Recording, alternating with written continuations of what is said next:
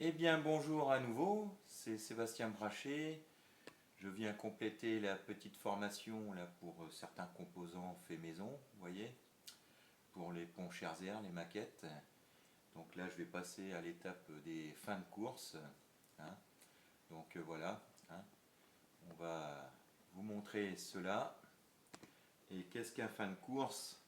Eh bien en fin de compte, c'est quand le pont va atteindre sa position. Le fin de course est positionné là, sur le chevalet, et un derrière. Voilà. Et donc il faut absolument qu'il se stoppe au bon endroit. Donc un fin de course, vulgairement appelé fin de course dans certains cas, on appelle ça aussi des contacteurs normalement fermés ou normalement ouverts. Voilà. Donc ça c'était mon inverseur de tension, souvenez-vous, voyez. On a tous dans un bureau, dans une entreprise, des trombones, des punaises. Et quand on travaille en maintenance, c'est vrai qu'il faut savoir se dépatouiller de certaines choses. Vous voyez, donc il faut trouver des idées. Vous voyez, par exemple, là, on va se servir de la punaise pour faire nos perçages. On va utiliser la partie plus tendre. On va lier. Hop. Voilà.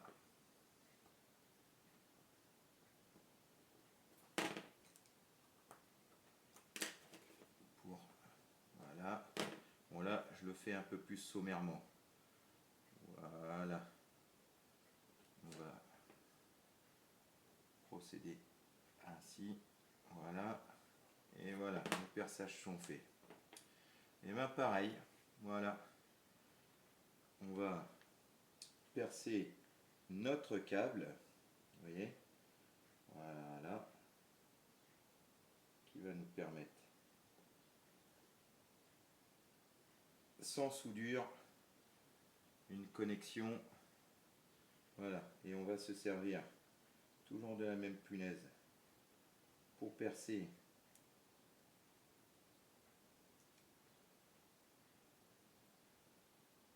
voilà, pour faire passer notre trombone qui va nous servir. On va lui faire une inclinaison à peu près de 40 degrés, hein. Voilà, sommairement. Et on va le passer dans le câble. Voyez, pas de soudure. Et voilà, ainsi dans le perçage qu'on avait initialement. Voilà. Donc là, mon fin de course, mon contacteur, si vous préférez, il est normalement fermé. Voilà. On va hop, faire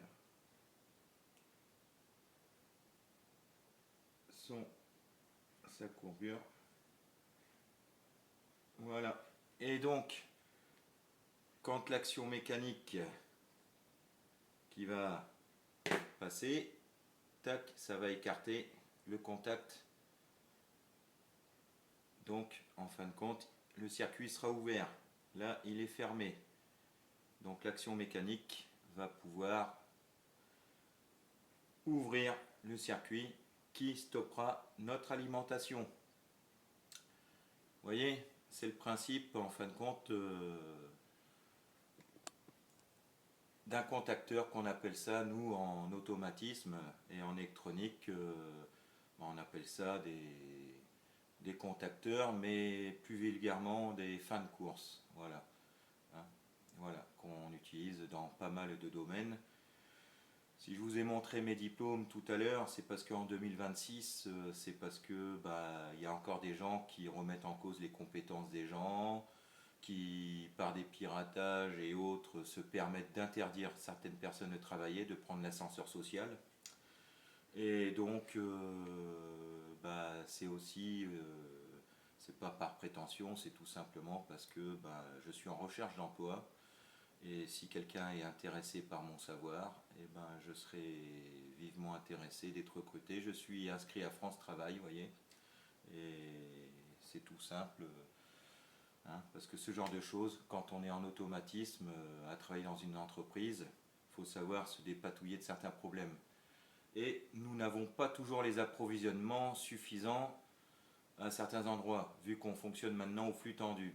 Donc, pour dépanner certains appareils, il faut faire des opérations de fortune, voyez, pour s'en sortir, faire fonctionner une machine, et voire même en bureau, l'inscrire sur papier pour dépanner quelqu'un qui serait un opérateur en maintenance sur le terrain.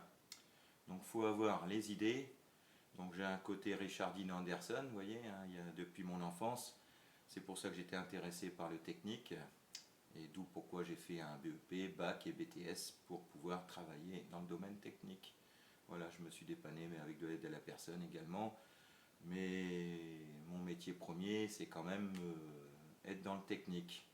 Voilà, donc c'est sans aucune prétention que je vous ai présenté mes diplômes, c'est juste pour tout simplement montrer ce qu'on peut faire avec pas grand chose, vous voyez, avec les moyens du bord, et ben on peut s'approvisionner soi-même de certaines choses et fabriquer des maquettes qui nous permettent de faire des merveilles pour des expositions dont ça peut donner des vocations. Et puis il y a le côté plaisant pour les personnes qui aiment les choses, voir des choses du passé en miniature, ou alors même des choses futuristes en miniature. Ça permet lors d'expositions d'échanger beaucoup et donc d'apprendre et d'avoir un lien social. Voilà, je vous souhaite une bonne journée et à plus tard.